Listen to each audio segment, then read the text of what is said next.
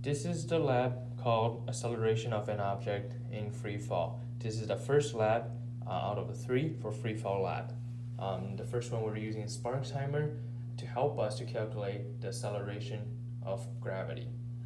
Now I am going to show you the lab process and then give you the data. Then hopefully you will be able to do most of the calculation on your own.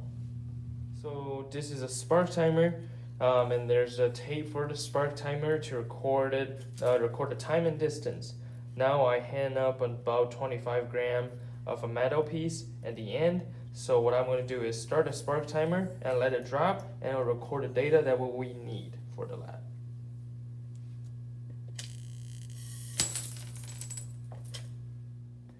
So this is the data we got from the lab that we just did. If you can tell, from part 1 for calculation, it asks you to find out the first clear interval of 6 dots. So I used a pencil to write it down: 1, 2, 3, 4, 5, 6. Then I'm going to measure the distance for it. So for me, this is about 4.3 centimeter. So I write down 4.3 as the delta y for part 1. Similar vice versa for the last 6 dots for part 2.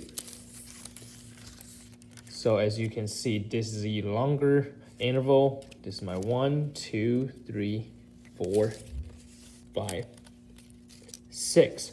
I use another longer meter stick to measure that. It end up as 44 centimeters. Now if going through number 3 for calculation, it says we need to find out how many dots is in there, but be aware the dots counted from the middle of the V initial interval and to the middle dot of the V final. So as you can tell, what I'm going to do is I'm going to count from that number 4 dots in the middle all the way to number 4 dots to the end. So I count all the dots. There's total 22 dots. So here you go. This is the data I got for calculation. Delta y is 44.3 centimeters for part 1. Part 2 delta y is 44 centimeters. Then delta t is all 0.1 second. Why? Because it says 6 dot is equal to 0.1 second. And then the number of dots is 22 dots total between the 2 that I just showed you.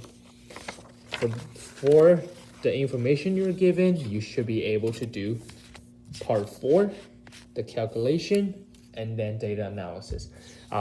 Big point out I want you to notice is for percent error, you're supposed to use accepted value, subtract experimental value, and then that's absolute value. So there won't be any negative number there. Let me know if you have any questions.